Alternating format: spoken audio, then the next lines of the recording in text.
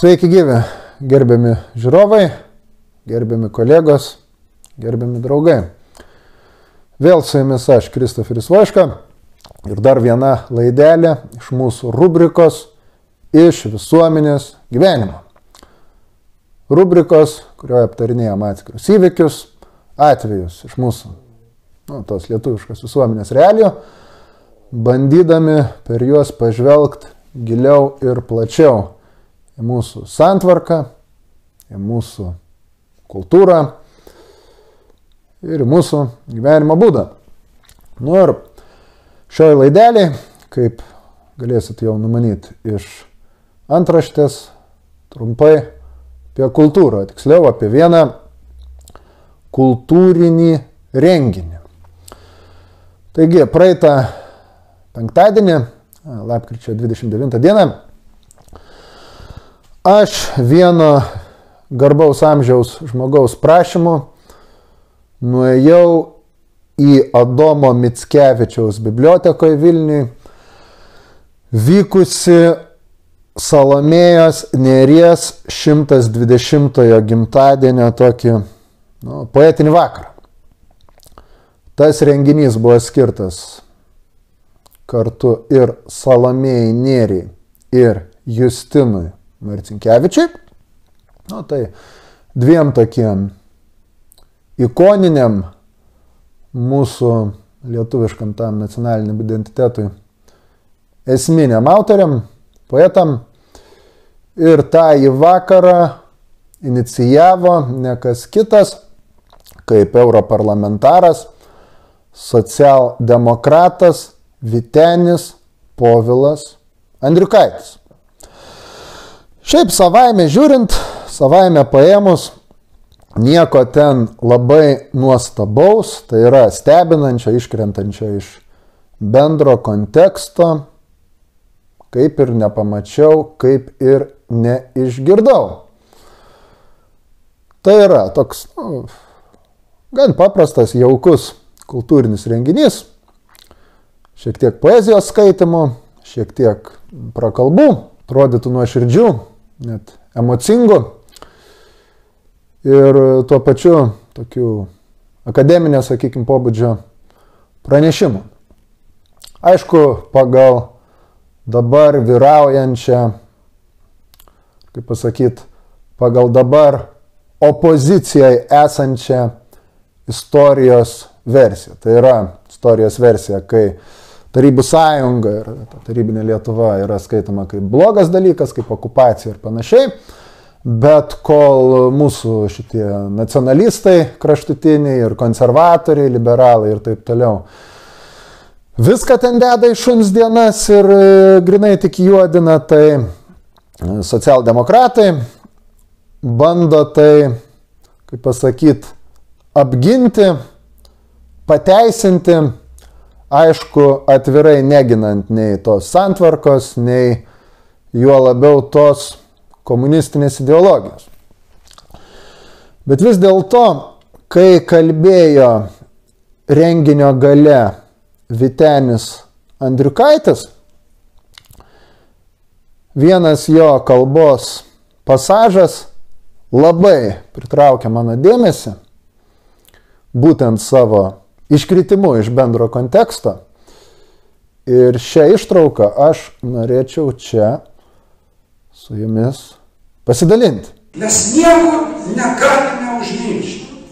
Nei pokalbį, nei 16 divizijos pradėto kraujo už Klaipėdą negalim pamiršti. Nes turime suvokti didelę dramą šito antro pasaulinio karo. Ir turime suvokti, kuo galėjo alsuoti nacių pergalę šičia.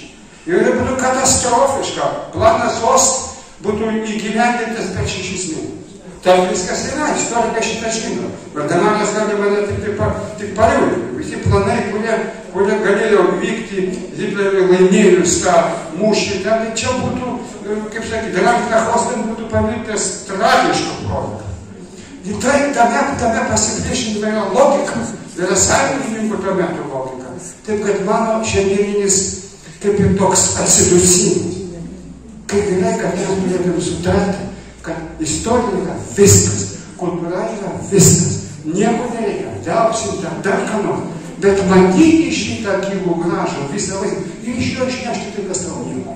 Taigi, kaip girdėjot, Vytenis Andriukaitis labai aiškiai pasakė, kad už Klaipėdos kraštą, už Lietuvą iki šiol gyvą mes turėtume būti dėkingi 16 lietuviškai divizijai. Tai neturėtų būti kažkoks tabu, apie kurį bijoma šnekėti. Šito nereikėtų burnuoti. Ir galų gale, jeigu ne Tarybų sąjungos pergalė tame kare, tai dėdė Adolfas būtų įvykdęs savo generalinį planą, pagal kurį Lietuva kaip teritorija būtų buvus tiesiog kolonizuota vokiečių, daugumos mūsų lietuviukų čia nebebūtų likę. Ir tai patinka kam ar ne, bet yra faktas, su kuriuo būtų ir padoru, ir adekvatu, sakykime, skaitytis. Štai vat Vytenis Povilas Andriukaitis šitai atviru tekstu pasakė. Beje, jei ką, informuoja, kad jeigu norėsit praklausyti, pražiūrėti visą įrašą tojo renginio, tojo minėjimo, tai čia galėsit žemiau nuorodoje video aprašymą susirasti. Viskas bus įdėta, bet ką aš noriu pasakyti? Noriu pasakyti, kad Andriukaitis juk yra, tos pačios sistemos dabar viešpataujančios dalis. Tai yra jis ir tą pačią Ukrainą remia, ir priklauso tai pačiai socialdemokratų partijai, kuri laikosi atitinkamos pozicijos, ir jis tikrai žmogus nėra didelis gerbėjas ten Tarybų sąjungos, komunizmo ar dar kažko. Nors, kaip suprantu, žmogus save pozicionuoja kaip kairiųjų pažiūrų. Bet nepaisant to, žmogui užtenka ir adekvatumo, ir žmogui užtenka drąsos pilietinės imti ir šitai pasakyti. Tiesa, verta pastebėti dar ir tai, kad renginy dalyvavo daugiausia senyvo amžiaus publika, ir šią aplinkybę pastebėjo net kai kurie iš kalbėtojų, iš pranešėjų ten išstojusių. Ir vienas jų iškėlė tokią, galėtum sakyti, pesimistišką, bet manau tuo pačiu gana realistišką mintį, kad žvelgiant į dabarties kontekstą, kai absoliučiai viskas ir bet kas iš mūsų istorijos tojo laikotarpio yra trinama, juodinama, tai galbūt ir tos pačios Salomėjos Nėries neaplenks užmarštis išėjus toms kartoms, kurios dar gyvena Tarybų sąjungoje, įgyjo atitinkamą išsilavinimą ir operuoja atitinkamam žiniom. Bet kad galbūt toks pamiršimo laikotarpis ir bus sąlyga naujam atsiminimui ir tų žinių, to paveldo savotiškam atgimimui. Ir aišku, tas, kas taip kalbėjo, manyčiau, to tikrai nedarė iš mano ar mano bendražygiams savų idėjinių pozicijų, bet mintis tai tikrai su manim rezonavo. Kartais pagalvoju, kad iš tiesų šitokia mintis, šitokia logika greičiausiai galioja tiek Nėriai ir kitiem mūsų literatūros klasikam, kultūros šviesuliam, vienaip ar kitaip susijusiam su tarybinė Lietuva ir komunistinė ideologija. Bet tai galioja, tai liečia apskritai pačią kairėje idėją kaip po tokią. Ir šiam kontekste aš manyčiau, kad tai, kad egzistuoja žmonių, kurie, nepaisant to, kad jie nėra mūsų, sakykime, stovykloje, yra net sistemos viešpataujančios kaip dalyviai, bet net jų gretose, kad yra žmonių gebančių adekvačiai ir balansuotai į visą tai pažvelgti, Tai teikia vilties, kad ateinančiam užmaršties ir tamsos laikotarpį, kad visgi tuos perliukus mūsų kultūros bus galima sėkmingai užkonservuoti ir išsaugoti ateities kartų naudojimą. Į ką beje, žymia dalim savo veiklą orientuoju ir aš su savo artimiausiais draugais, artimiausiais bendražygiais. Bet tai pasakęs, norėčiau dar mesti tam tikrą akmenį į socialdemokratų partijos daržą. Tiesa, tą norėčiau padaryti ne piktai, o iš tiesų geranoriškai.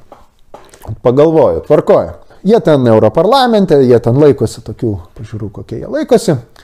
Bet kasgi jiem trukdytų, jeigu taip jau skauda dėl mūsų kultūros, dėl mūsų istorijos, o Vyteniui Povilui Andriukaičiui aš matau, kad tikrai skauda ir žmogus tame yra visiškai nuoširdus ir rimtai nusiteikęs. Tai kodėlgi jiem nebandyti iškelti Seime, iškelti politinėme lygmenyje,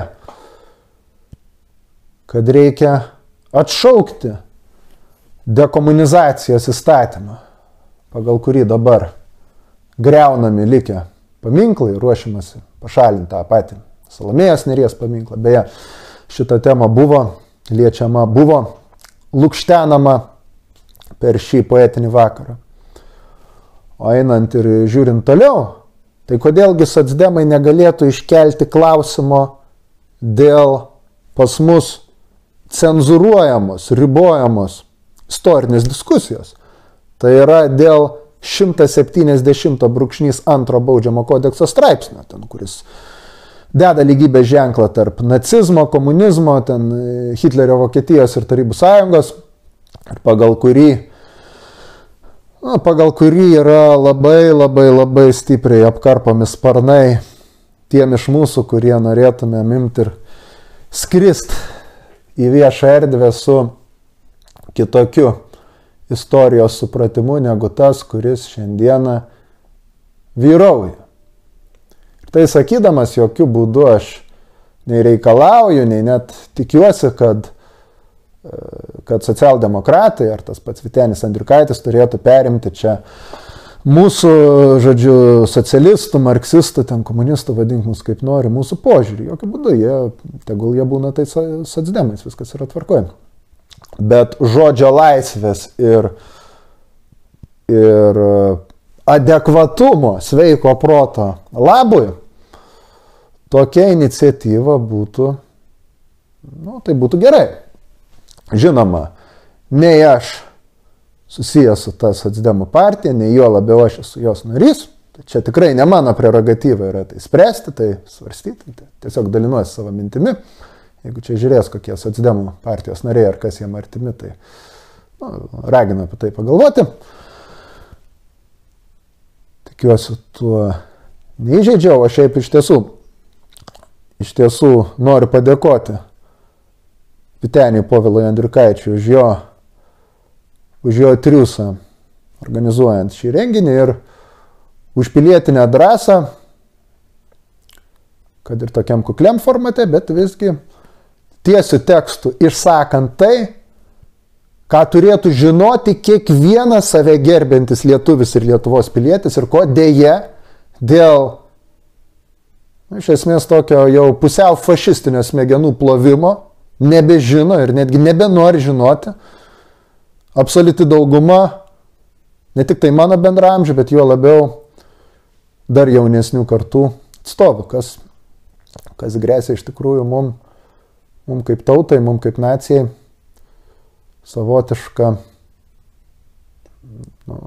norėjau sakyti, katastrofa nacionalinio tapatumo ir ne tik, bet toji katastrofa juk vyksta.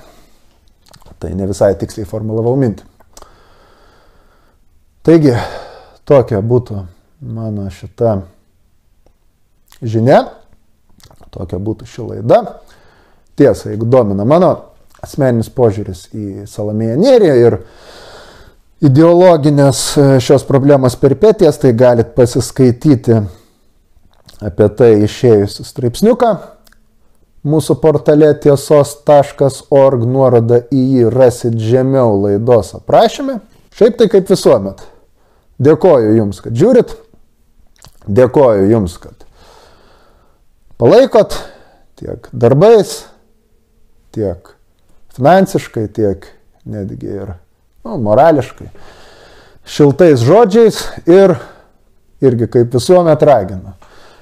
Dėkit patiktukus, dalinkitės, platinkit, paremkit, ar čia nurodomais apačioje rekvizitais, ar patreon.com platforma, rašykit komentarus, ir jeigu norit ar man privačiai kažką pasakyti, ar jo labiau, jeigu norit bendradarbiauti, tiek techniniais darbais, tiek rašant savo straipsnius, ar galbūt net kuriant savo laidas, aišku, nebe mūsų, taip sakant, redakcijos cenzūros, nes čia mes orientuojamės į labai konkrečią tematiką ir turim labai konkrečius pasaulyje žiūrinius principus, bet žodžiu, jeigu taip, tai drąsiai rašykit man į čia nurodomą L pašto adresą.